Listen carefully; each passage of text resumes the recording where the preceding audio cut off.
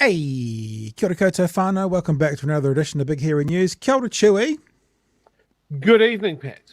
Are you back on New Zealand time yet? Has it happened? Yeah. I don't know what day it is. It's Tuesday. It's Tuesday, the 49th of September. I'm pretty sure on the month, and I'm a little bit out on the time, but the day is really messing with me. It does feel like, I think, Wednesday. But outside of that, yeah, all good. I've just been called a cheat. Chewy's camera's been playing up with him. He's already restarted once before. We'll keep going. We'll see if Chewy sticks with us or disappears and doesn't come back for 3 or 4 minutes. I've just been called a cheat. I think this is pretty inappropriate because every time we jump onto the show, bye Chewy, see you soon, people in the chat are claiming first place. So I thought maybe today I should claim first place because I was there first, and I got called a cheat for doing that. I was first. I was here doing some work, so I thought I'd claim first. And, you know, you guys are too slow in the chat to get around to it. You can get around to it. Tonight on the show, we are going to be having a look at this particularly strange story. It seems that the national-led government are doing everything they humanly can possibly do to help people to smoke. It's a very strange thing going on at the moment. But Casey Costello, who's an MP for New Zealand First and the Associate Health Minister, sent, this is a paraphrase, but sent some information off to try and find out what would happen if we kind of froze the tax on cigarettes. So we didn't increase the tax at all, and that document got leaked. So they're like a sieve, this government at the moment.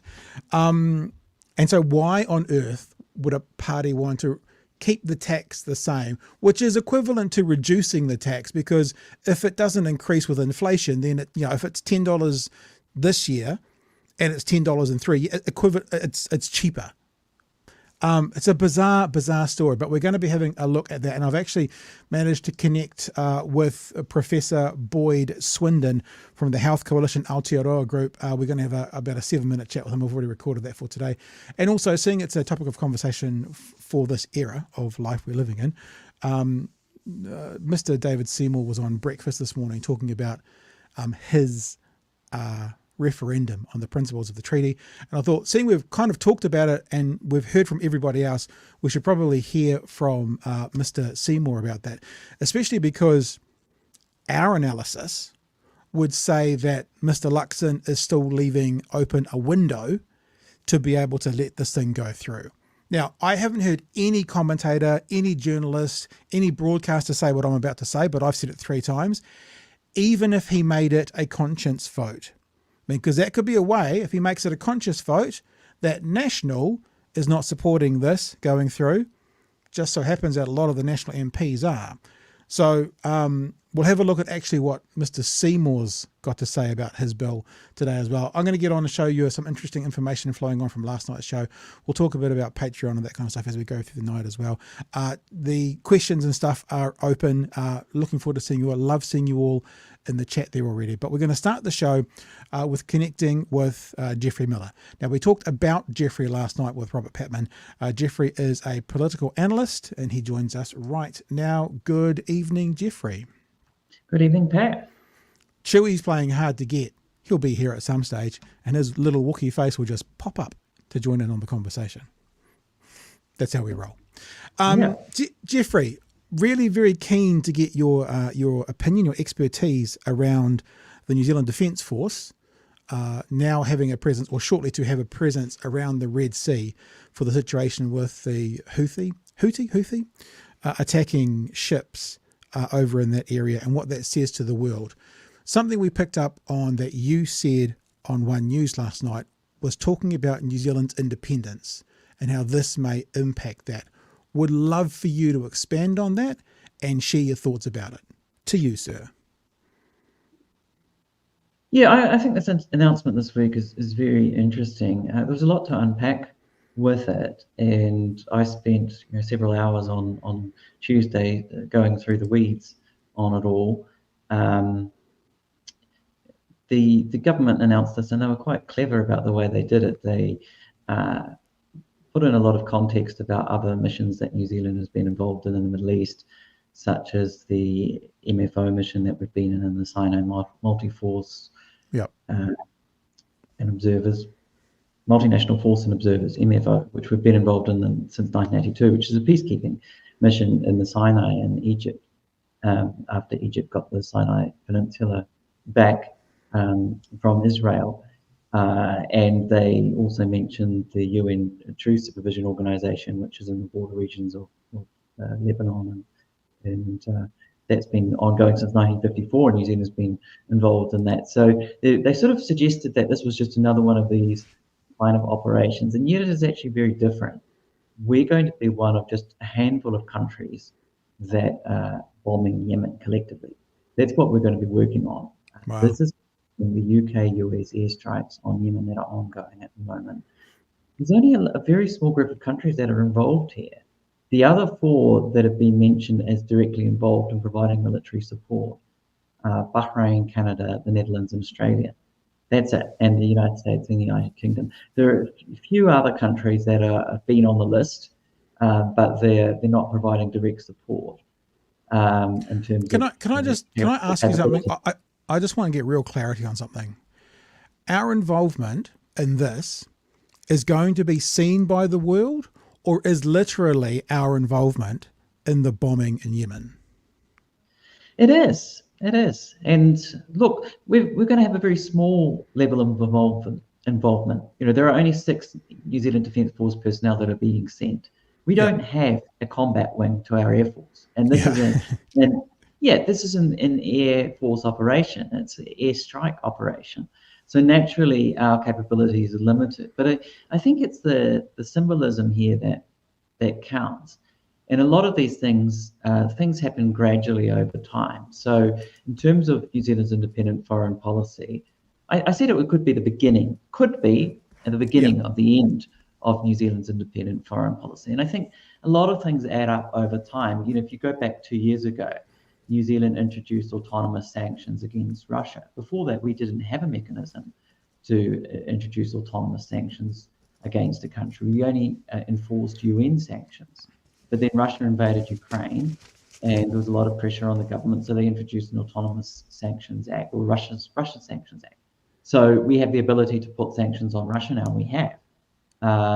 That's an example of where we've changed our foreign policy. Jacinda Ardern and Chris Hipkins both attended NATO summits, and we're strengthening our partnership with NATO. That was something that Labor did. So I think it's not even necessarily something that nationals do, but it's happened under successive government. Just to check in again, will this damage our reputation with NATO? Because you just said that they attended NATO.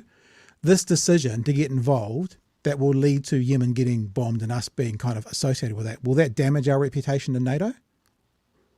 No, it probably would enhance it from NATO's perspective. I mean, you've got the United States and the United Kingdom, which are probably the 2 most powerful members militarily in NATO.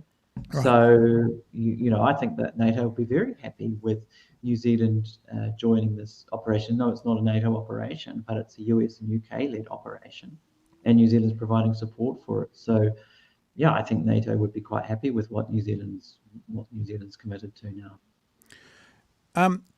The independence that you're talking about, the starting. Oh, look, we got a friend in the green room. Let's bring him in. Hello, Chewy. Hello. With us, sir? Sorry, just wrestling with a computer update at the exact wrong time. All good. Okay, Geoffrey. Sorry. The question is that independence that you've talked about, and this, hypothetically could be the beginning of the loss of independence. How does that independence serve us at the moment? Like, if we lost it, if this tarnished it, how would that impact us? Independent foreign policy, I mean, it's more than just a slogan. I think sometimes you get other commentators who see this as a slogan, and they say, oh, look, every country's got an independent foreign policy. And no, look, this is a way of explaining the position that New Zealand has taken since the 1980s, when New Zealand stopped being a US ally, and the way that we interact with the world. We talk to everyone. We try and keep on good terms with everyone and have good relations with as many countries as we can. And we try to avoid being part of blocs and alliances. Perhaps that's the way to see it. It's a bloc-free foreign policy. Doesn't necessarily mean we're non-aligned, doesn't mean we're pacifists necessarily, but it means we make our own decisions in our own interests. And this kind of decision, to go in and support a military operation that doesn't have a UN mandate, that is not part of a very broad-based coalition. I mean, the anti-ISIS coalition is an example that I used in my column this week, 2015. That was at the invitation of the Iraqi government, and the coalition to defeat ISIS has over 80 members. And even at the beginning, it didn't have 80 members initially, but we were among dozens of countries that went in and joined that operation. You look at our, operations that we've done under UN mandates in the past. This doesn't have a UN mandate. It's not like those operations I mentioned earlier, the one in the Sinai that we've been in since 1982, the one in Lebanon that we've been in since 1954. It's not even like the combined maritime forces. So this is what we've been involved in Bahrain. It's a naval operation since 2013. It's not even really like that. There's another operation called Operation Prosperity Guardian that the US started last month, and that's really a naval operation, and a much bigger group of countries, over 20 countries are being involved in that, and that's a maritime patrol operation. I would find that less problematic than what we're doing now, because they're not directly bombing Yemen. The Operation Prosperity Guardian, it's more of a maritime patrol surveillance operation. It's an extension of the combined maritime forces and their activities. That's a long-running operation. It's been focused more on criminal activity, drug smuggling, narcotics, piracy, and it's an extension of that. We weren't named as one of the members in Operation Prosperity Guardian, which I thought was perhaps surprising, because we already are involved in the wider combined maritime forces operations that are based out of Bahrain.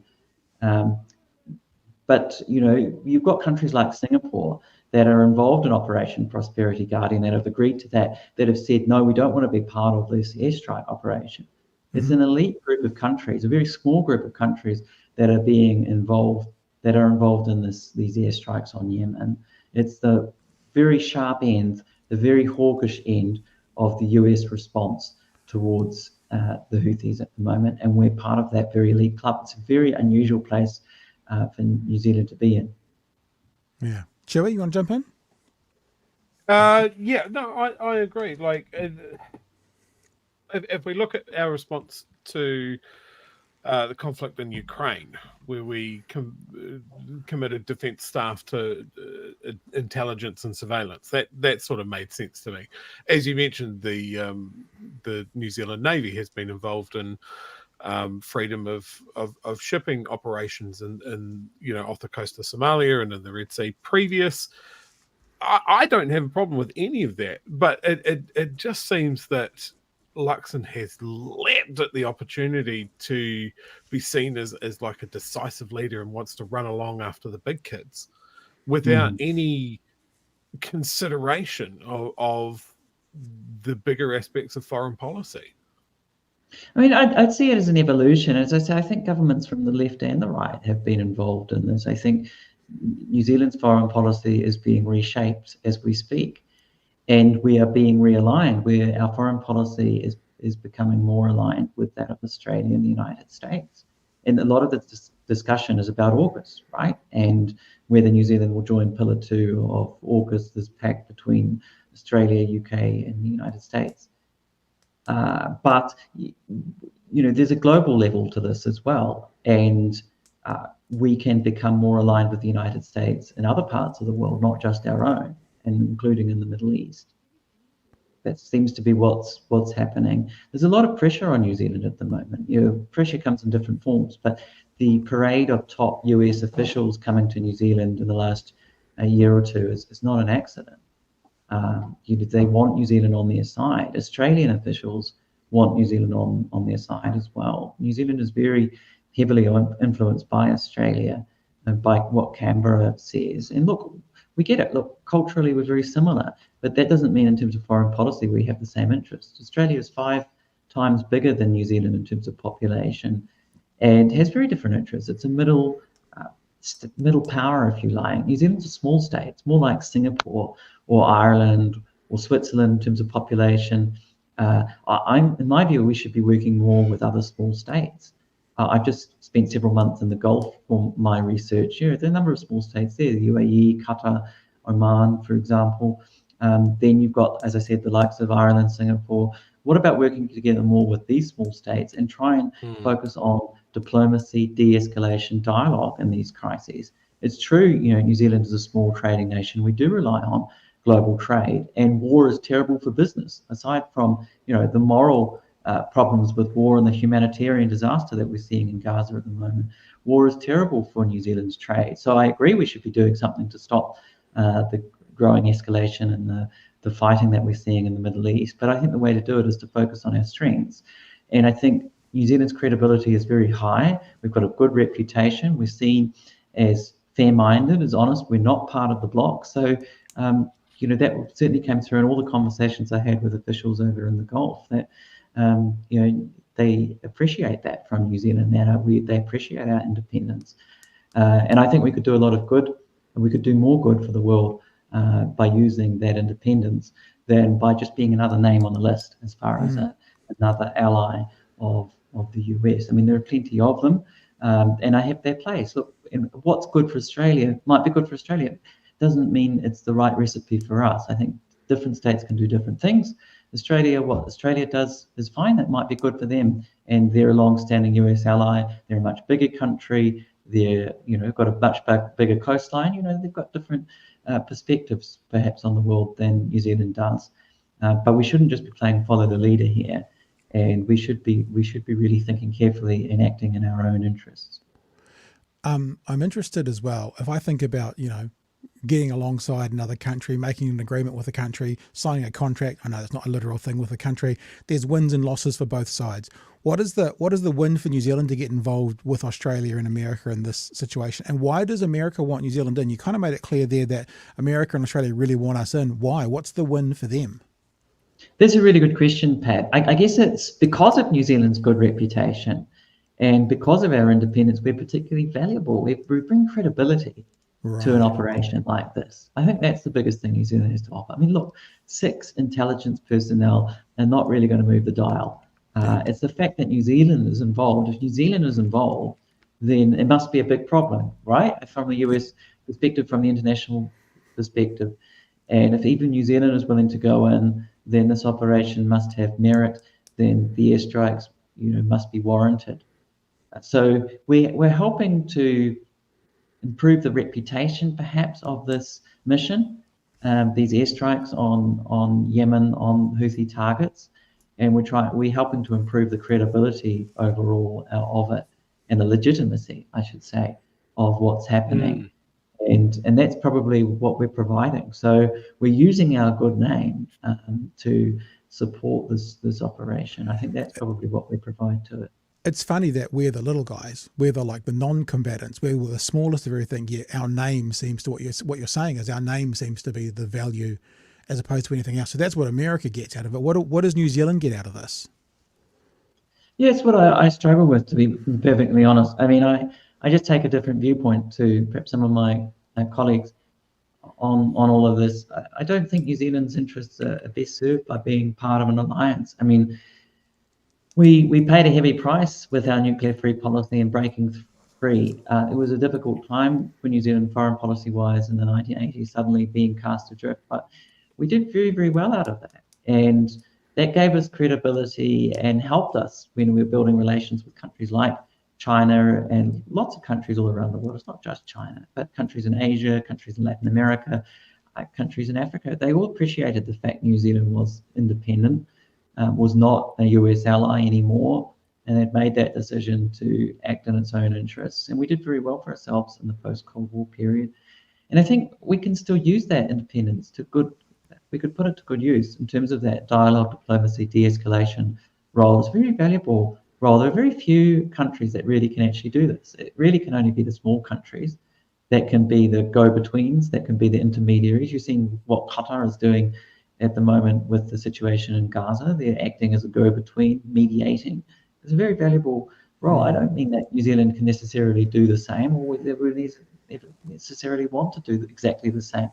But I think we can play our part and we can make a contribution by working together with others. And the first step for that in this situation in the Middle East would be for Winston Peters to go to the Middle East. He hasn't done so. He hasn't announced any plans. Hopefully that's coming up. But I think if he did do that and go, and if he went and talked to his counterparts throughout the Gulf states, throughout other parts of the Middle East, if he went to, every country he could, like the Australian Foreign Minister Penny Wong has been doing. She's been at least going there. Plenty of other countries. They've spent a lot of time in the Middle East lately. They would hear, I think Winston Peters would hear about New Zealand's good name and good reputation. And it has particularly been a product of Jacinda Ardern and her response to the Christchurch mosque attacks in 2019, New Zealand's early response to COVID-19. And this has really made an impact. And the number of people, when I was in the Gulf, a number of officials, journalists, academics, others, who would bring this up proactively. I wouldn't mention it necessarily, but they would bring it up, that they really admired New Zealand's response after the mosque attacks, the compassion, the message of tolerance that was sent. And that really gave us a real boost in the Middle East. And remember, this was an attack on Muslims, on 2 mosques, so it was watched quite closely in the Middle East. Jacinda Ardern had her image projected on the Burj Khalifa in Dubai, the world's tallest building. It had a big impact. And I think it goes also beyond that. I mean, the way New Zealand has acted in the past over the Israeli-Palestinian issue, the fact that New Zealand was willing to co-sponsor a resolution in 2016 under John Key that condemned Israeli settlements when New Zealand was on the UN Security Council. All of these actions collectively over decades have built up and given us a good reputation in that region. So, we could be putting all that to good use right now, but it's not something that the current government is particularly interested in, it seems. Still think there's time. I don't think the window of opportunity is closed completely. Look, it is only 6 service personnel. We've got time. We could potentially still do both. But, over time, if you keep gradually nudging your way towards Australia and the United States, eventually you'll become a US ally again. And perhaps that is actually ultimately the plan, that we'll just gradually become a US ally over time, not with a big bang, but just gradually with many, many steps that all adds up to something. What is it saying? How do you eat an elephant? One mouthful at a time. This is my last question. Frog in boiling water, or whatever. And Chewy, I'm throwing this question to you as well, because I am definitely the dumbest person in the room for this conversation, because Chewy, you know far more than me about the New Zealand Defence Force and stuff.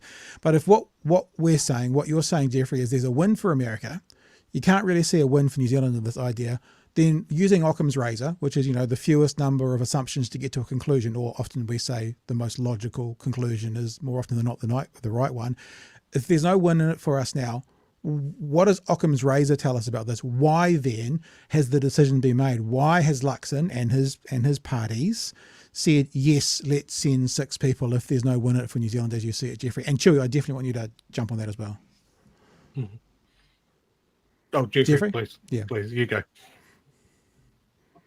Well, in terms of what's in it for New Zealand, I guess it just depends on the way you see the world. I think some of my colleagues, they see the world as a very dangerous place at the moment. It's becoming more dangerous. And therefore, New Zealand needs the protection of much bigger states, and needs the protection, the umbrella of an alliance. And I think that's probably what it comes down to most, that they're looking at what's happening. They see China as a threat, and they think that New Zealand needs to stand with its traditional allies and partners, if you like, and therefore become closer with Australia and the United States. I think probably it boils down to that, essentially. So Occam's razor, we get protection. We get the protection of bigger states when it's a dangerous world. I think that's probably so. Occam's razor for the government says, "Big scary world. We need to be with big brothers in case anything goes wrong." For the government, and look. Also, being independent and driving the independent foreign policy forward is hard. It's hard work because you're on your own. I mean, that's what independence means. It's harder. It's easier to do kind of what Canberra and Washington have sort of set out for you. They provide the template. You just sign on to the joint statement. Someone's already done the work for you. It's actually easier in a way when you're in an alliance, or an alliance-like relationship, or an alliance-light relationship, you might say. Decisions are sort of, decided in a way for you, and you need to just evaluate and sign your name. So there's a simplicity to it. I think it's far more valuable for New Zealand to keep this independence. And one person I spoke to when I was over in the Gulf made the point that actually we're more valuable to these bigger countries like Australia and the US if we keep a level of independence, because we've got more to offer them than just being another name on the list. We're bigger than perhaps our 5 million population might suggest, and I think New Zealand is a bigger actor in foreign policy terms than our population might suggest, and bigger than other 5 million population countries. If you go to Europe, you'll find plenty of countries of 5 million people, and perhaps they don't have necessarily the significance that New Zealand has had, and that's because we've taken more of an independent stance. All right, Chewie, do you want to have any thoughts about that before we wrap up? Yeah, look, I think when you look at New Zealand's position in this sort of geopolitical state of the world, I think it's very true that I think people are almost crystal ball gazing and going, well, what happens if China decides to flush all of its trade and all of the money that its party members are making to charge across the strait and take Taiwan? Maybe they're going to take a bite out of the South China Sea. At that point, we're going to need the US Navy to come and bail us out, because for some reason they'll make a beeline to us or something like that. I think those people have read too many Tom Clancy books, personally. I love the idea of building more of a relationship with the smaller players, the smaller countries like Singapore, like Malaysia, like our Pacific neighbors and that sort of thing, and that be our voting bloc. We're a nation of trade. Having a relationship with Singapore, as our defense forces have done for many years, is incredibly important. All the trade in this part of the world goes through Singapore. To go off and as I said, just be a name on a list. And when I first saw that list, when the White House said all of these countries are supporting us in bombing the Houthis, I looked at that and go, that's because we're in Five Eyes. It's almost an automatic inclusion at that point. But yeah, sending forces there, like.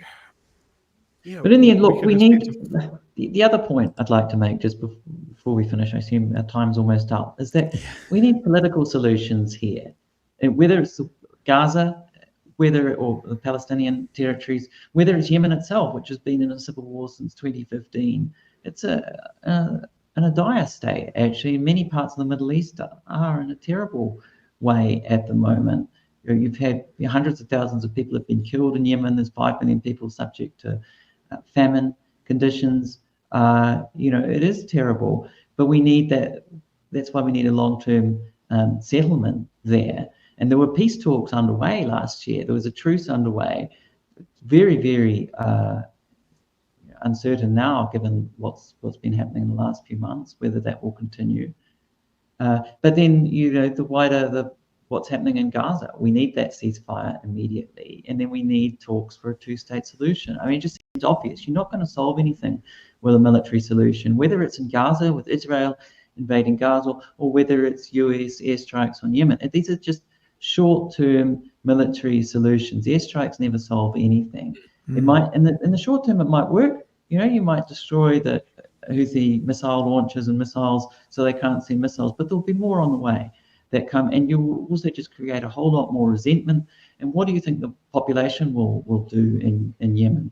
Will they become more pro-US, or will they become galvanized behind the Houthis and more pro-Iran as a result? You're not going to win any friends through these kind of airstrikes. They're short-sighted. It's an easy solution do the airstrikes, you're not risking any of your own soldiers' lives necessarily, because you're just doing it from the air. You're not putting boots on the ground, and you think, we're going to just destroy this military infrastructure. But it will grow back, like a plant will grow back even stronger. And unless you get those long-term solutions, you will be in an even worse position in the future. So that's what New Zealand needs to do, in my view. We need to work on the political solutions. The good thing is it's actually quite cheap because it involves diplomacy, dialogue. You don't need big militaries for that work. You need diplomats, you need time, you need an interest, you need your foreign minister traveling, talking. It's something that small states can do really, really well, because it doesn't require a big military capability. It just requires a level of smartness, really, and nous that you have through your foreign ministry, through your foreign ministers. And it's the power of dialogue and the power of speaking, really, that gets you there. Cool. Hey, Geoffrey, really appreciate you jumping on board and chatting with us tonight. If people want to find out more about you, want to read your works, geoffreymiller.info, geoffreymiller.info, and at the About page, there's all the social medias, LinkedIn, Facebook, TikTok. What's XING? Zing, it's a German social media network. So for business, it's kind of like the German LinkedIn. All right. That's why I'm on there, because I did spend a number of years living in Germany back when I was a translator. So and I approve that you're still using the word Twitter, YouTube, Instagram, all there as well. Yes, I need to update my website, don't I? Yeah. But Nice. but if you scroll down there, Pat, you get all the links and various interviews, YouTube interviews. You've got the TVNZ package that went out last night, and you get all the columns that I write. And various interviews where I'm quoted. So it's all there if you're interested in reading my work. So geoffreymiller.info/about. Just a little plug there. So thank you very much for that. Well, we've loved having you, and I'm sure we'll have you back again if you've got time for us in the future. That was a great chat, and all the best. Are you working at the moment? Or are you overseas on holiday? Are you actually doing your stuff? Yes, I'm always working, but yes, I am out of the country at the moment, but I'll be heading back to New Zealand at some point in the near future. So I've just been traveling a lot in the Gulf states for my research on New Zealand's relations with the Gulf in the 21st century. So it's very, very interesting, and I had a lot of meetings, conversations there, and there's a lot of goodwill towards New Zealand. There's a lot of interest in what New Zealand is doing. So I got some very good access over there with officials and others, and so there's more interest in New Zealand than we think. Sometimes we write ourselves off, I think, and say, oh, we're too small, we can't do anything in the world. Well, we actually can, and more countries are interested in what New Zealand is doing than we might think. Very good. Well, thank you so much for being with us again today, and I'm sure we'll catch up again super, super soon, Geoffrey. Have yourself a good evening, Thanks, and appreciate your time. Bye-bye. All right, all the best. Thanks. Here we go, Chewy. It's us. Been well? Geopolitics, Computers going well? I think I've smashed that bug. Smashed that bug. Yeah, look, it's an interesting thing. Like, as a lefty, talking about military stuff is always interesting. There'll be people that think our best defense is distance, that there isn't any need for a military. I don't necessarily agree with that. There was a little bit of a discussion going on in the chat about Helen Clark retiring our jet fighters and that sort of thing. That was something that broke my heart at the time. Little Chewy wanted to be a fighter pilot. Little Chewy wanted to fly Skyhawks on the Millennium Falcon. Yep, and Helen Clark got rid of them. And I think in hindsight, that was the right decision. They were expensive. They were very, very unlikely to be needed. And they were very much in need of replacement, which would have been millions and millions of dollars. We were looking at F-16s from memory. And I think our best defense is, our reputation, as well as distance and diplomacy. And I don't think Luxon's the man to make the right decisions. Yeah. Again, we look at Helen Clark refusing to be part of the second invasion of Iraq. But then we made the decision to be part of the coalition in Afghanistan and focusing on reconstruction and that sort of thing. Again, we were invited to participate in Iraq. That was something that John Key did and infuriated me at the time because he made that announcement on Anzac Day. I think that was a mistake, but not a huge one. This one feels like, again, what problem are we trying to solve? And I think the problem that Luxon is trying to solve is Luxon is trying to position himself as a decisive leader, showing a good snap decision here that will go with the good guys and get the bad guys. And I think a better play for us would be to say no. We want to participate in a humanitarian fashion somewhere in the Middle East. Again, talking to those smaller players in the Middle East. Yeah, that's a great idea. We don't need to talk to the Saudis because they've been bombing Yemen for years. Let's talk to other Middle Eastern players that get looked after. Those smaller nations that we potentially have more in common with, and can trade on that good reputation that we've had coming out of our response to that horrible mosque shooting. When you talk about geopolitics like this, there's layers upon layers upon layers, and whatever reaction you have has a domino effect.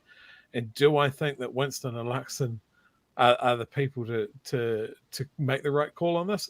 I don't. I don't at all. I think they're thinking domestically and acting internationally. Yeah, interesting way of saying it. Look, agreed. I also noticed you started a pretty interesting little message in there from Brett. War over a 15-day shipping delay.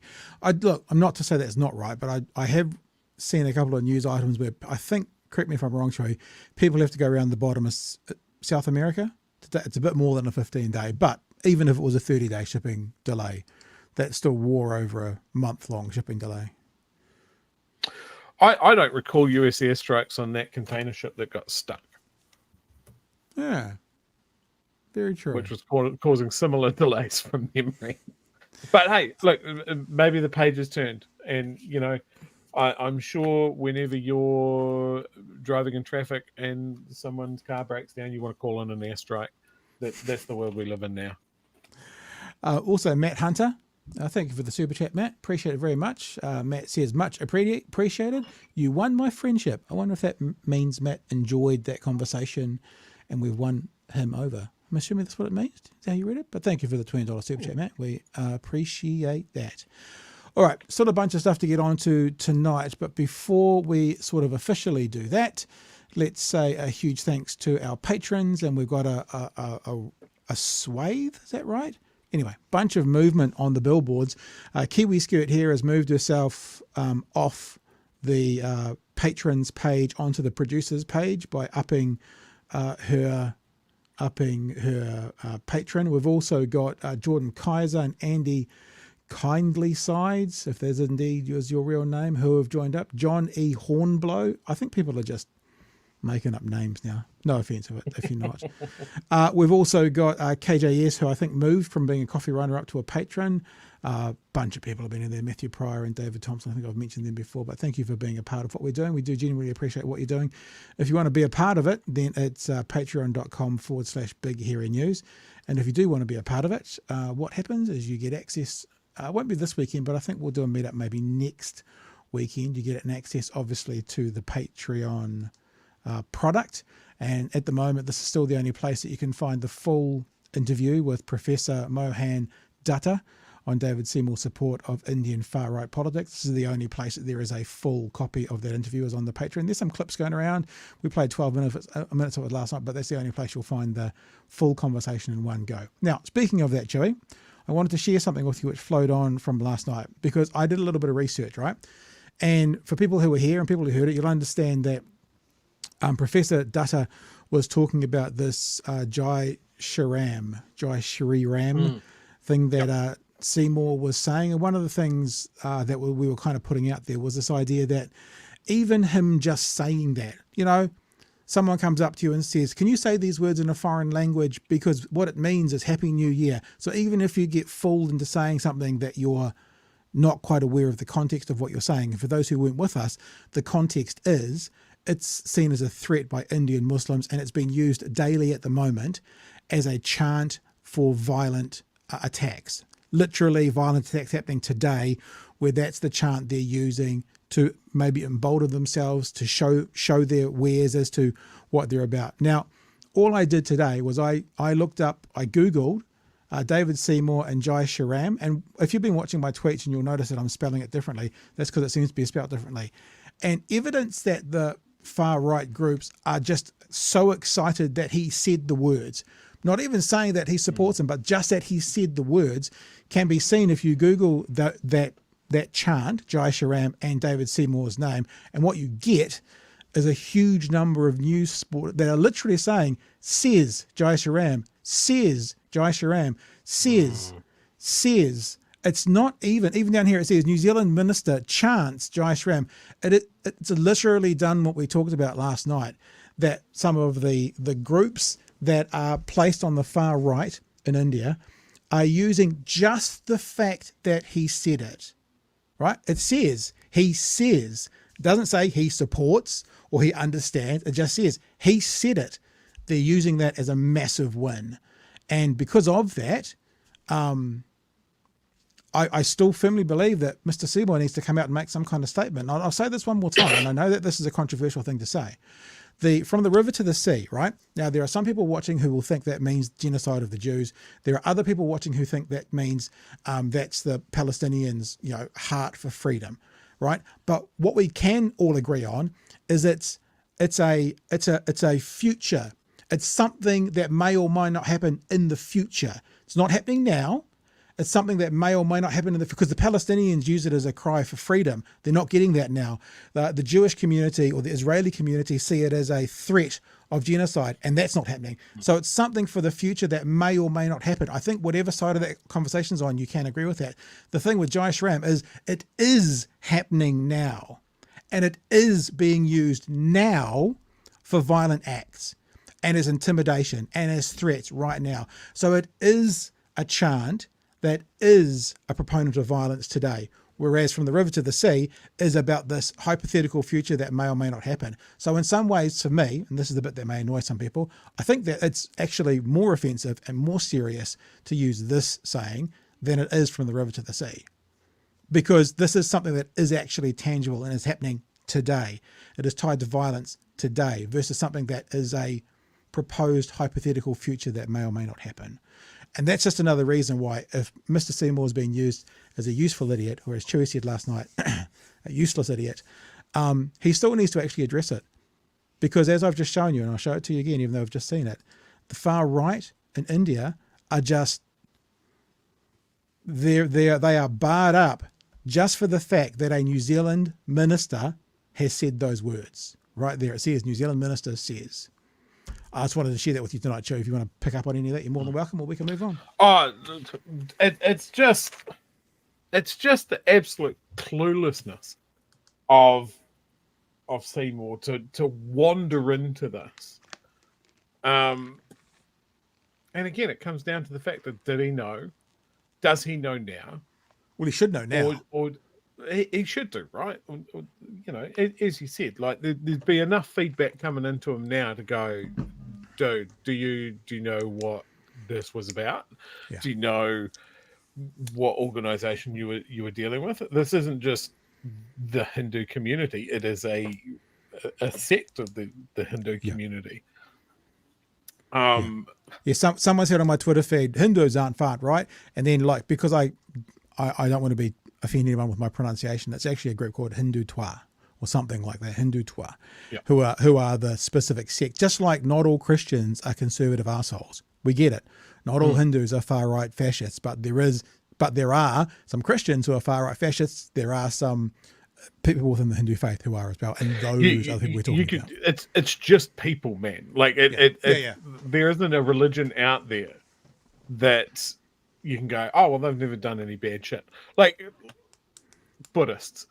There's Buddhist extremists. Like if you think you've got God standing in your corner, or several gods standing in your corner, it justifies all sorts of shit Yeah. all sorts of fuckery. Let's burn down a mosque. And I think this is something that the Muslim community has been dealing with because we have had Islamic extremists doing horrible, nasty shit. That when it's turned on them, like the people in that community just know there's no help coming for them, because a big portion of the planet is just like, oh well, turn around is fair play, I guess. And it's not. You've always got to stand up for the underdog. And just the celebration of burning down a mosque and then building your own temple on top of it is just some medieval shit. Yeah. And that was what Seymour happily wanted in and endorsed. And look, I'm really genuinely perfectly okay with saying he didn't know. He didn't realise. Now, if he did, then that's just straight evil. But if he didn't know, that doesn't mean you now don't go, oh, oops, I didn't realise, and at least put it on record that you don't stand for the way this threatens the Indian Muslim community and others as well, because as we were told last night, this is a call from a group who want to turn India into a theocracy. And much like in the Christian faith, a lot of Hindus who don't adhere to the same doctrine that this group do are being told by this group, well, you're not Hindu. Like you hear all those people who are like liberal Christian people, like, you're not a Christian. That's not what they believe. So actually it's not just about Muslims. There are other groups as well who are also going to suffer the violence associated with this chant as well, which is what it is. Yeah, absolutely. All right. Now, speaking of the man himself, it might be time to get to this conversation. I've got another interview tonight. I did a short one, though, Chewie. I did a short one for us because I knew we'd had a long one there this morning when we're talking about another kind of strange connection to the tobacco industry and this government. It's a weird one. It's a strange one. Yes. Oh, yes. But let's do this first of all. Let's have a bit of a look. We may not watch the whole thing because, we are, as is always, kind of moving along here. David Seymour this morning on breakfast. And one of the things I like about Anna Burns-Francis is she basically was like, why weren't you at Ratana? Because remember, Seymour has already kind of assigned a religious event to Ratana as one of the reasons he wouldn't go. Yet all the other politicians kind of consider it their first political event of the year, whereas Seymour thinks it's a religious event. I'm not going to go to all those things. I can't get to all those things.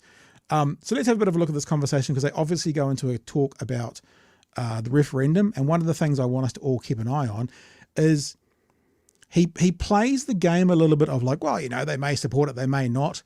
But obviously, he's of the opinion that National hasn't ruled it out. So even if we don't put our own assertions about National's words and Luxon's words, Seymour is saying that National hasn't said definitely no. So that should fill you with dread if you don't want to see this referendum. If you do want to see this referendum, maybe it fills you with hope. Let's have a look at this conversation. Given the importance of this proposed change to the principles and the opportunity to engage with Māori leaders, why didn't you go to Ratana? Because there's opportunities to engage with Māori leaders every day if you look for them. I think there's been an assumption amongst some in the media that somehow Ratana is a mandatory thing that everyone must go to. I've never agreed with that. However, I will be at Waitangi, which I regard as the state occasion to celebrate and discuss our nation's founding documents. You think there's going to be a blood sport at Waitangi? What do you reckon? Blood sport at Waitangi? Yeah. Not literally for you people who want not to clip anything literally. out. They're not going to be lynching politicians, but No. Waitangi can be robust. It can be robust. And there's nothing wrong with that. Nothing wrong with that. Just next weekend. Yeah, it's more than just a conversation at Waitangi, though, and as you do say, there's opportunities for conversations every day. This seemed like a pretty important one, though, an opportunity to meet with iwi leaders gathered in one place and to have some pretty high-level conversations. Yeah, I mean, you could make that argument, but of course you could start making that argument for just about every event. As you say, the treaty, its meaning to us in 2024 and beyond, those are major topics that people are going to be discussing, I suspect, in a lot of places for a long time to come. And if your basic argument is every politician has to be in every place where it's discussed, then I think ultimately you get into a bit of a silly discussion. The thing is, no one's making that no one's making that conversation. No one's saying you have to be everywhere at all times. They're saying, why weren't you at this particular event? I mean, an event that had 10,000 people the weekend before it, and then an event that most politicians seem to consider the first political event of the year. No one's talking about why didn't you go to the opening of the dairy on the corner of Epsom. You know, they're going, why didn't you attend what many consider to be the first political event of the year? So the dismissive nature, I hope people aren't buying, because it's not just any event. It's considered by most in politics to be the first political event of the year. The House is not sitting yet officially. That's sort of the first event of the year. So yeah, let's not play games around, oh, this is just another event. This is like cutting the ribbon at my local supermarket. No, it's a bit different than that. No, it's maybe not necessarily that. It's the converse side of that, which is, why did it become so important to you to not go and have that conversation, given that this is different to perhaps previous years where you would have said it wasn't necessary for you to go, when this year we are debating the treaty principles? Oh, Anna, I haven't said it's so important to not go either. Well, you made a point of not going instead of going in a year that we are discussing treaty principles. Well, again, Jesus. I think you're trying to make a point about me not going. I just make the point that there are many events, nobody can go to all of them. Okay. She's right, though. I mean, that doesn't answer the question. Why? Okay, let's ask this. Why did you deprioritise this event? We put it that way? Yes, there are many events. Yes, you can't go to all of them. Why was this one at the bottom of the list not worth your time versus, for example, the 7,000 attended event the previous weekend, which you literally said a prayer at, saying you don't like religious events? So that would be a fair way to say it, maybe, Chewy. I mean, like, journalists do their job and they get what they can get, but there's also ways you can get around this. That there's a perfect question there. Why did he choose to deprioritise it? Any other year, I think he would have been able to get away with it. Had people ever cared that Seymour was at Ratana or not? Like, I mean, I must admit, my own knowledge of Ratana is pretty weak, and I must admit I never really understood why it was such an important political thing for like a religious movement. You know, I didn't understand that. This week has been eye-opening for me, I tell you that much. Cool. But yeah, it's any other year. But when it's an event that so many Māori put a lot of weight on, and talking about your policy, it's an event that's dominated by your policy. Yeah, absolutely. It's a cop-out because he knew he wouldn't be able to, like, he would just get lashed. And I get it. Who wants to sit in a chair in the sun and have just a line around the building of people wanting to take their time at the mic and just strip layers of skin off them? I get it. If you can nope out of that and go and do something else, why wouldn't you? But just be honest. I don't want to go. Don't want to go. Didn't think it'd be productive. Or not even didn't think, because I think that would be a lie. Didn't think it'd be productive. I didn't want to go. Stop there. That's all you need. You don't have to justify it. You could just say that. Like Rua saying here, context, David, you're literally the party putting the treaty debate on the table. You don't go to Ratana, important event with Māori. And I'll add on to the end of Rua's message there, where they were discussing his policy. That's another part of this as well. And look, right. it would have been, if you want to put a plus in Seymour's column, it would have been good practice. Yeah. For Waitangi Day. Yeah, a good warm-up. Jesus, he's going to need it. All right, let's keep going. The Prime Minister, of course, did go. You heard his statement, I hope, just then about his support for the proposed rewriting of the principles. Is he misleading the public into thinking that his support stops dead in the water at the first reading? No, I think he's being perfectly open and honest. He's saying on that clip you just heard exactly what he's saying to me privately, that there is no commitment in either direction to vote for the Treaty Principles Act after it's been written, introduced to Parliament, debated in Parliament and gone off for public submission so that New Zealanders can have a say on what our founding document means for our constitutional future. After that, all bets are off. If you want my reckons, I'm not sure you do, but I'll tell you, I believe that whether or not this thing goes any further, will depend on how the public responds. And my view is that we've needed to have a real discussion about what these treaty principles mean, because they're so important to New Zealand life, but they've also been held back from any kind of parliamentary discussion or definition for such a long time. I suspect it'll be a more popular initiative than people currently think, and the support will continue. But hey, I could be wrong. My job is to persuade people of that. So we'll leave it there. That pretty much gives the summation, because I think one of the things that it's like I said about Seymour actually on Twitter over the weekend. I was like, when Maya Angelou, when someone shows you who they are, believe them the first time. And what he's showing us is he thinks it's still alive. Now, is he just pandering to his base? We heard rumours last year that there was various groups going to get behind him to do a citizens initiated referendum on the principles of the treaty. Does he really think it's dead in the water? I get the sense that he doesn't. And if he doesn't think it's dead in the water, and he actively is saying what we're talking about in private, then I would just go, doesn't feel dead in the water to me. I think Seymour had a really good idea there. I think we should all do what he says. What did he say? Remind me. It's going to be open for public submission. Yeah. Now, all of the folks watching this now live and watching us later on, make a submission. He wants to know what people think of the treaty and how we interpret it these days. He wants to know what people think of the position of Māori in our society and what makes up, as he describes, the constitutional future of this country. I suggest we tell him. Now, I know making a submission is not very sexy. It's not being on the front line of the Springbok tour or something like that. But it is something that he is telling us will have some weighting.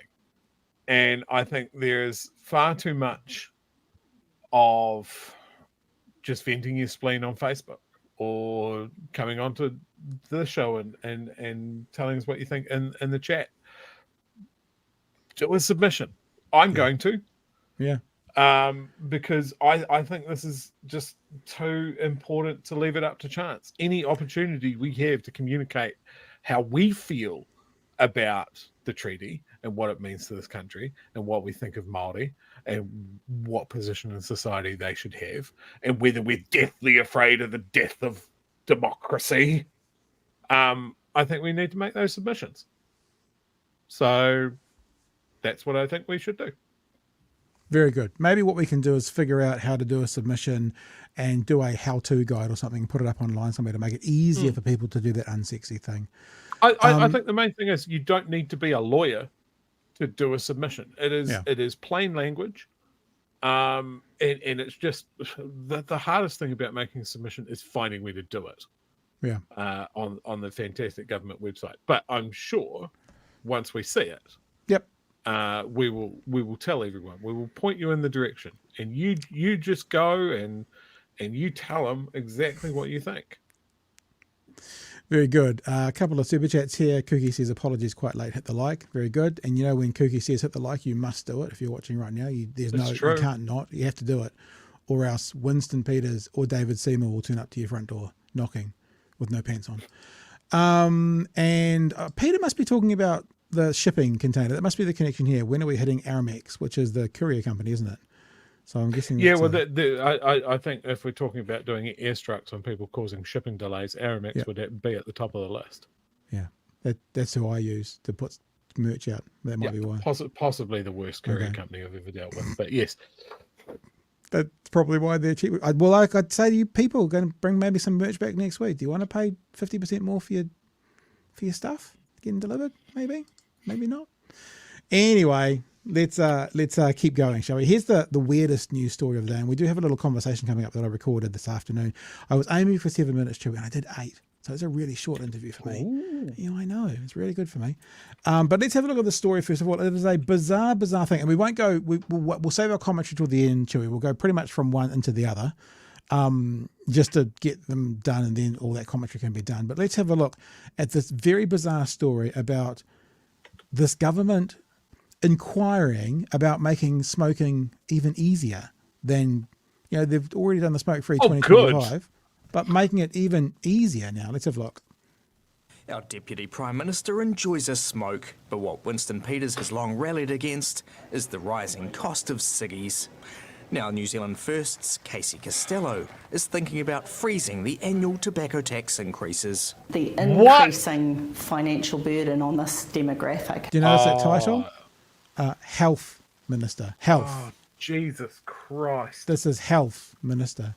And can I just say, I was scraping my brain before we came on, Chewy. At the end of last year, there was a very big deal made about the by the National Party about the appearance of a conflict of interest. Remember those conversations we were having? And how bad it was, and the appearance of a conflict of interest was as bad as the thing itself? We'll keep talking about that as we go through. We'll keep going. Financial burden on this demographic has been really painful, and unfortunately it is our Māori and Pacifica communities who are carrying that burden. She's asked for advice from health officials. If there is a reason to look at... Yeah, sorry, I misparaphrased. I said making it easier to smoke. What they desperately want is to make it easier for Māori and Pacific to smoke. That's actually what it's about as the Associate Health Minister. That's even better. Yeah, much better. This is fantastic. Gold, isn't it? At freezing that excise while we work through getting them away from smoking. It's a move that's left some appalled. Shows the government's got their priorities wrong. Excise taxes are the most effective way we have of getting people to quit smoking. Over the last 20 years, the price of a packet of cigarettes has quadrupled. In 2006, a pack of 25 smokes cost about $12. 5 years later, in 2011, a pack cost over $16. By 2016, they cost $28 a pack. Now, they cost more than $50. Fuck!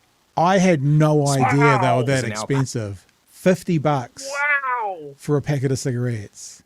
And you don't think that's going to stop people smoking? Oh, you can see why it's the most effective. $50 for a packet of cigarettes. I had no idea. Paying more than $2 per cigarette, up from about 45 cents a ciggy 20 years ago. Over the years where the cost of tobacco went up in New Zealand, we saw some of the biggest decreases in smoking rates we've ever had. Actually, the alternate products providing quit smoking strategies have been way more effective than increasing the price. But this anti-smoke... The other thing is, and I don't talk about this in the interview, so I'll mention it now. You know, when we went over this last time and the downward trend of smoking, right? The downward trend that we're already in. And National has all been saying the whole time, well, that we're going to continue that downward trend. Well, a big factor of that downward trend is increasing the price.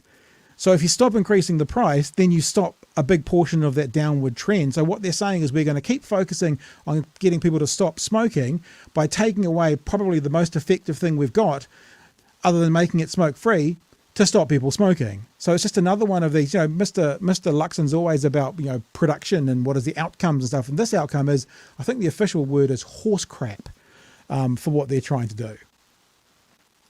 Smoking group wants the new Associate Health Minister gone. Just does not ring true that she's in it for smokers as opposed to in it for the tobacco industry.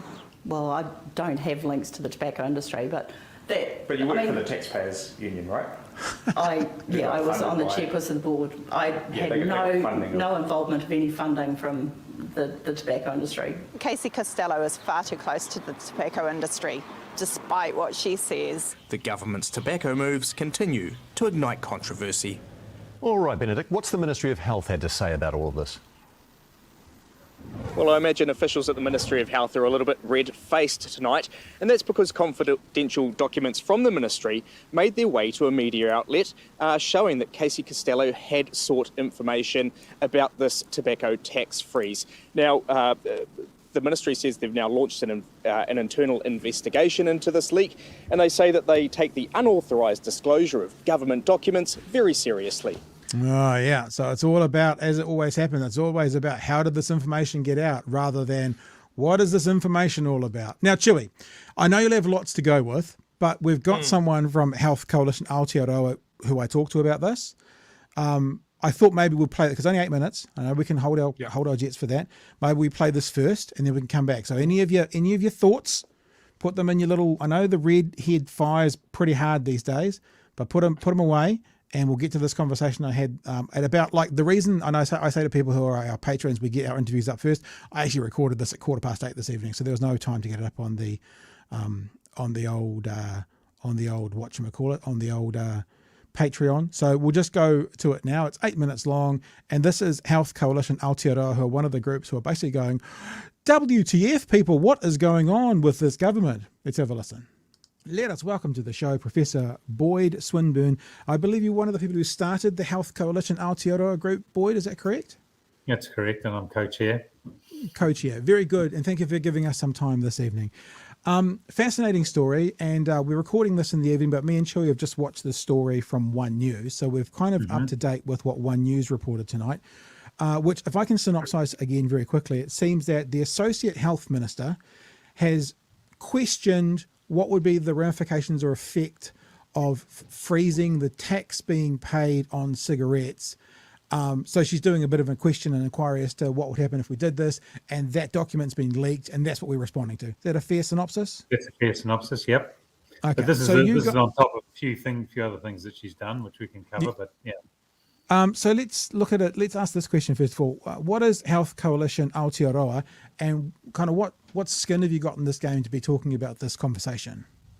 So we're an alliance of 45 or 50 health organisations that want to improve health and health equity in New Zealand through a reduction in consumption of unhealthy products, especially tobacco, alcohol, and unhealthy food. So it's the medical groups, health groups, consumer groups, community groups wanting to get better health and health equity in New Zealand.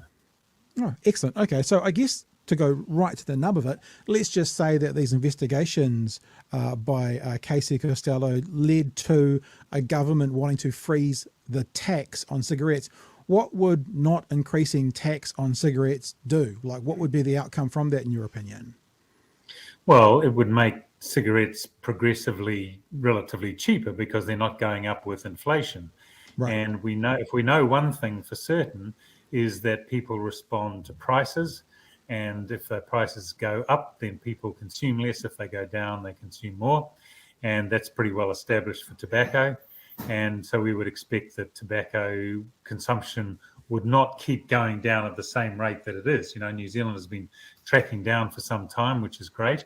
And we want to accelerate that. And the current laws in place will accelerate that. But this will help to flatten those out, if you like. And it's just anti-health. It's it's anti-health.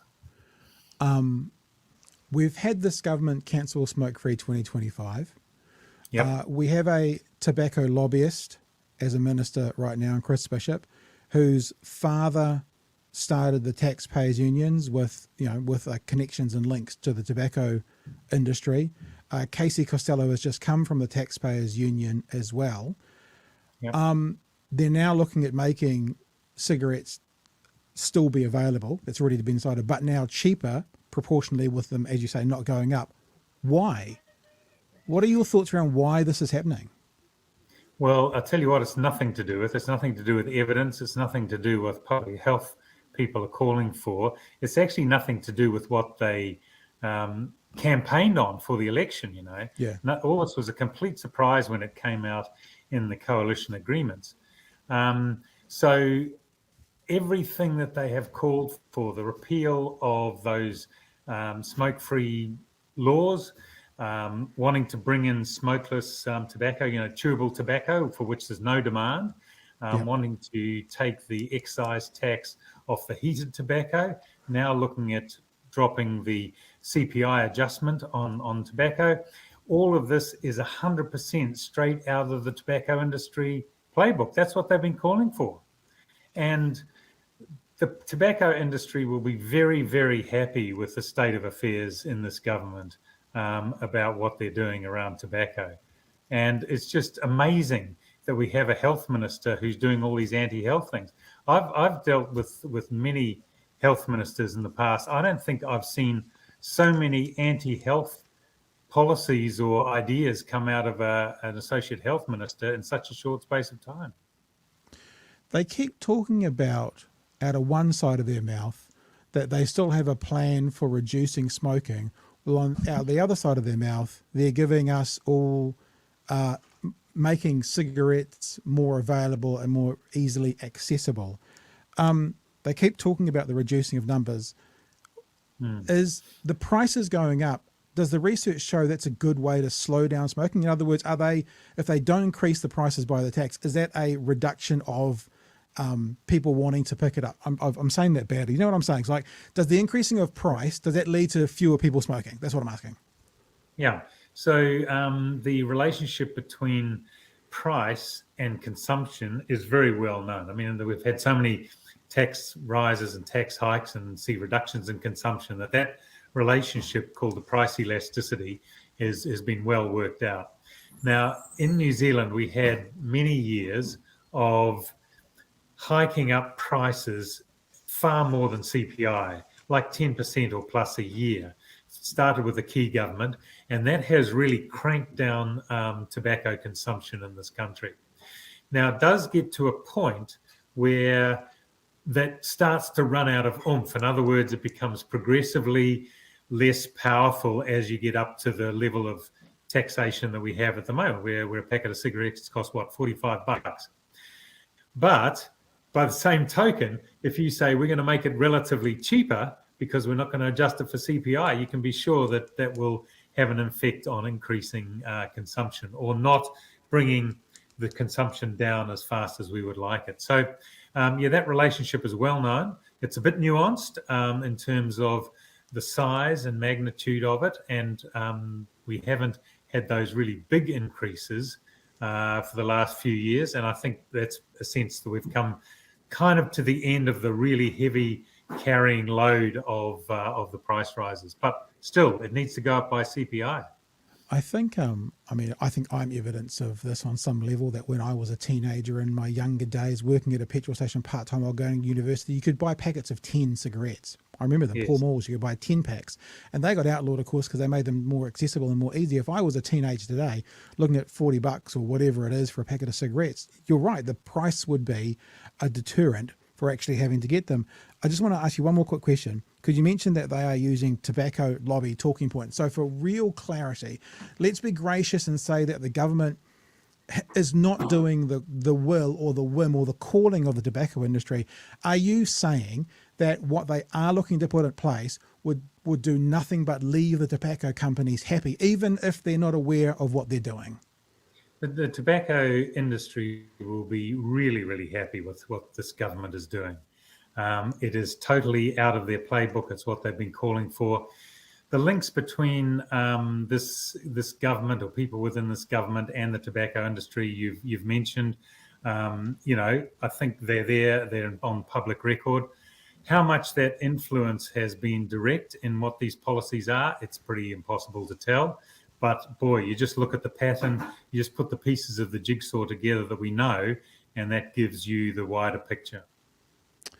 Professor Boyd Swinburne from Health Coalition Aotearoa, thanks so much for joining us this evening. Kia ora, thanks, Pat. So there you go, Chewy. There's the story, and there's part of the response from some health professionals. Shall I throw you the ball? Off you go, sir. How compromised are these people? Do they think we're stupid?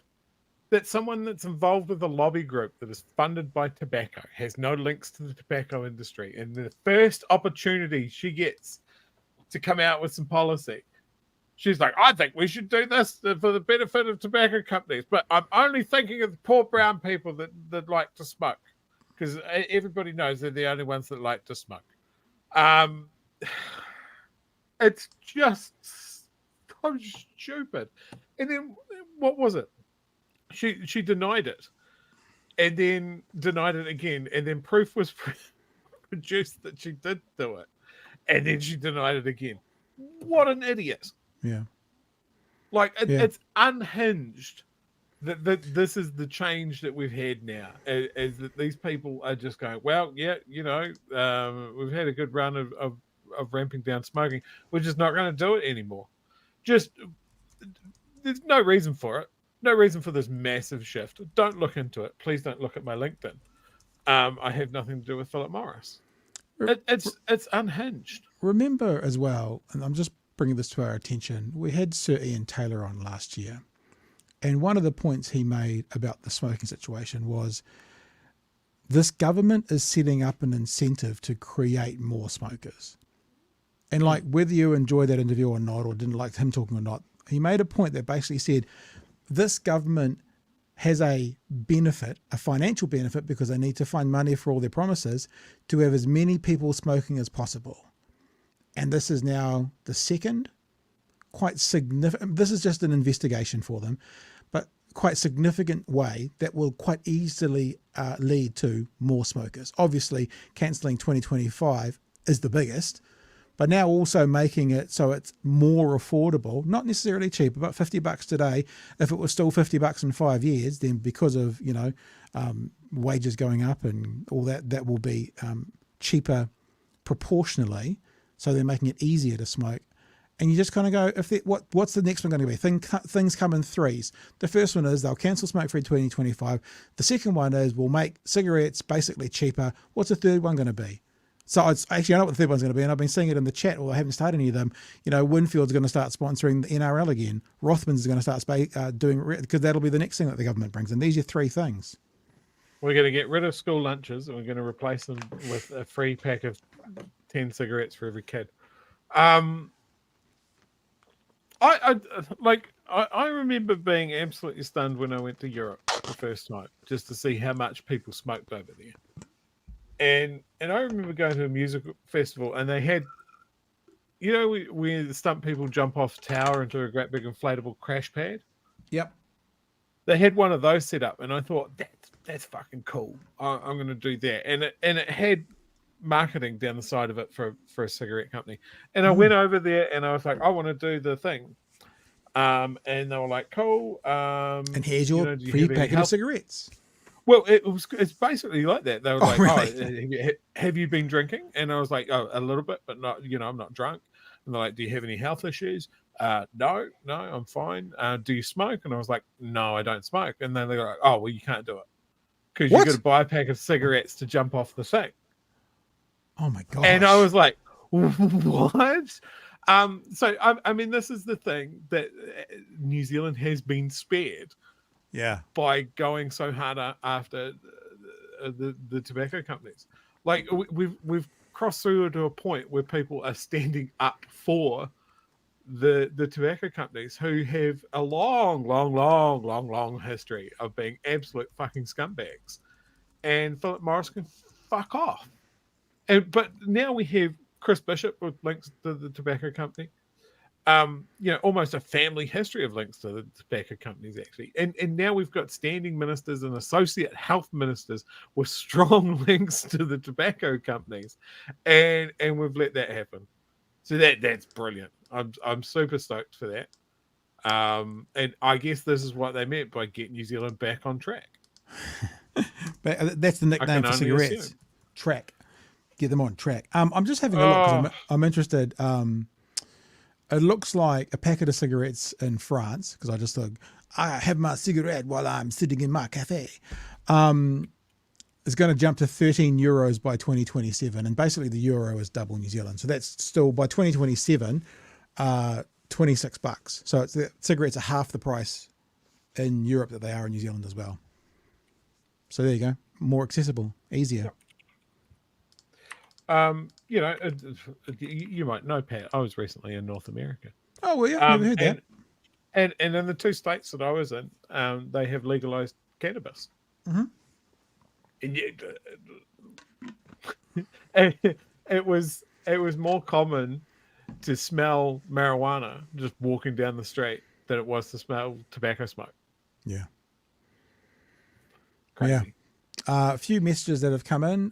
Paul says, so stopping smoke-free laws won't hit Māori and Pacifica communities, but excise tax on those smokes will.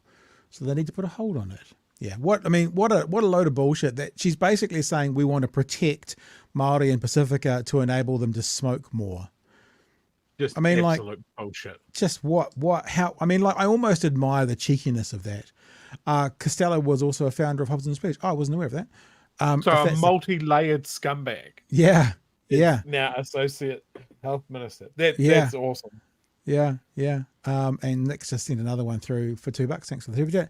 In Cairo, they're $1.50 for Winfields. Holy moly! So the Middle East are even cheaper. Yeah. So you got to say, I know I've just said this and I don't mean to repeat myself. Well, I sort of do. But the idea that one of the main drivers behind our declining use is the increasing price. This government is allowing and making it easier to smoke left, right and centre while still saying we're going to continue to decline the use. But hang on, if this goes through, that's one of the main drivers to decline use. So not only would you then be making smoking more easy and go on for longer by cancelling 2025, you're also taking away, potentially, one of the drivers that has caused that declining use. And we still have no outcomes from Mr. Luxon as to how they will drive smoking down whilst making it more available and cheaper, Chewy. And this isn't a left or right thing. This isn't a Labour or National thing. We're looking at decades of almost a consistent level of we have to attack this problem. It was multi-pronged. You know, it was getting them out of advertising. It was plain packaging. It was increasing the price. It was making it easier to access stock programs and that sort of thing. It was this multi-layered attack. Everybody acknowledged the harm that tobacco was doing. And now this government, the first government that I can recall, someone's going, oh, okay, we're going to do less of this now. And it's almost like, oh, we're so close to the finish line. Just walk it in. Just stop. Have a breather. Have a cigarette. Don't cross that finish line. Have a breather, but be aware it's going to be much harder for you to breathe with that emphysema. But have a breather anyway with your oxygen tank. Oh, it's just. I don't like this pat. I want to hit the rewind button and have another crack at it. But look, I was talking about this with my partner earlier tonight, as it's just these guys are reacting to what they see in their own little echo chambers, their own Facebook pages, their own lobby groups and that sort of thing. And they think they're going to be able to get away with it. And the only thing that I can think, because we've lost the opportunity with the election, is to email your MP, to email these ministers and just let them know. Let them know how unhappy we are with this. I mean, there's a little bit of enjoyment. I'll be honest. I love this part of a government just after an election where you get all of these newbies and the whole thing leaks like a sieve, and nobody can lie convincingly, and they're so easily caught out by journalists and that sort of thing. But Jesus, don't we deserve better? But I'll tell you something else that I realised. I think it was one of the shows where you were not here. What's happening in the first 100 days to do with Māori and specifically. And I put out a tweet and some video and literally said, you know, this is this new government setting a foundation of putting their knee on the neck of Māori. And the scary thing is your first 100 days is your shop window. It is these are the things we find most important. These are the things that we're going to push really hard. These are the things that we have to do immediately. And so many of them are anti-Māori or they're anti-Māori aligned, you know, like alongside. And all I got, and Twitter is a real cesspit at the moment. It really, really is. But the pushback I got was, so why do you think you can use a George Floyd comparison? What's that all about? Oh, for fuck's sake. Yeah. But look, speaking of all that kind of stuff, I'm not necessarily doing an advert for these guys because I know there won't be many people in Dunedin watching this. There'll be some, but not many. But I think this week in Chewy, I am going to go down to the ceasefire rally for Palestine. I've recently bought myself 2 DJI Bluetooth microphones, and I've recently bought myself, it might be a DJI as well, actually, gimbal, and I might go down at 3 I o'clock. had one of those. They're good. I might go down to the Octagon at 1 o'clock with a couple of little mics and my camera on my phone camera on my gimbal and get some actuality. What do they call it? Actuality? Is that what they call it in radio word? Some actuality? No, whatever. Maybe it's a thing. So yeah, I think I might. I haven't been down to one of them yet, and I've been meaning to and wanting to. So I might get down this week, and maybe we'll try and bring some footage in for next week. I've been to a couple here in Dunedin, and they happen every Saturday. Yeah, everywhere, for all a over the while country. now. And I tell you what, some of them can be real heavy. Like I went to one of the first ones in Dunedin, and there was someone that said, they'd lost, I think it was 25 family members. Wow. I think it's important. Like I think we all think this is important. We're watching a literal genocide play out in real time, and we're so far away. And look, going to that rally isn't going to stop it, but I tell you what, it is going to do, a real tangible thing, is there will be people here from that part of the world, from that religion, that feel very, very far away. And unable to do anything, and they will look around at the people that are standing side by side with them, and they will take strength from that. And I think that's really important. Yeah. Well, but also just for people to be aware of, and I'm sure most people know this story. When isn't it so funny how names just jump out of your head? Was on Robben Island, member of the ANC, Nelson Mandela. There you go. Just to go through it to get back to when Nelson Mandela was in Robben Island being held prisoner as a political prisoner and a terrorist. He heard about some of the ongoings from the 81 Springbok protests, and hearing about those gave him courage to continue what he wanted to do. He's told the story while he was in prison. Now, I'm not saying that that the little protest in any little town around New Zealand will quite go that far, but what we do here, well, as you say, Chewie, I agree, can actually support the group here. But I also think that don't think it's necessarily a small thing. Sometimes small things can travel and become big things for other people as well. Absolutely. All right. I think we're done. And I think we'll be off now. And I think we will be back on Monday night. Someone said, will I be live streaming it? I don't think I'll live stream it. To be honest with you, I want to go and I want to do more this year in the community. I want to be out there and talking to people and record them and bring back stuff for us to see. So I'm not just using it for that because I want to go just for the sake of supporting it. But whilst I'm there as a byproduct, I might try and get some people's thoughts and see what they've got to say. And I don't know, do you see counter protesters at these things, Chewie? I'm sure you don't. They'd be probably quite terrified to be. I think I've been to 2 or 3 of them. I haven't seen someone counter protesting. It's not a thing down here. Yeah. That has been the case up in Auckland. Destiny Church being the main instigator, because any opportunity those folks see to be absolute mongrels, they'll take it. Yeah, and I did see this as well from Peter. Last one. Jon Stewart is returning to the Daily Show one night a week. I saw that today. I saw Michael Steele from RNC announced it that Jon Stewart was coming back to the Daily Show one night a week just for the election cycle. I don't know.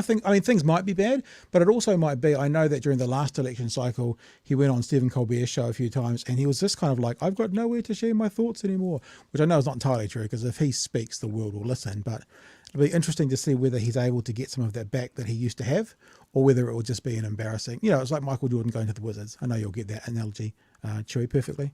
Absolutely. Will it be that? But thank you for the $5 super chat, Peter. We appreciate that.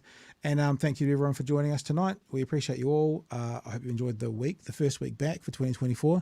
And remember what to do. Share us round. I think I did 17 clips today. I didn't go to the gym today. I'm going to the gym 5 times a week at the moment. I didn't go today because it's my off day. And I think I did 17 clips for TikTok. So we're all over Twitter, we're all over TikTok, we're all over YouTube at the moment. Remember, a great way you can support us to share our content, tell people about us, especially if there's something that you particularly resonate with, that you hear and see. Take it on board, share it as your own, and let people know about what we do. And that means what we expect to see is double the numbers on Monday. Is that right, Chewie? Double the numbers?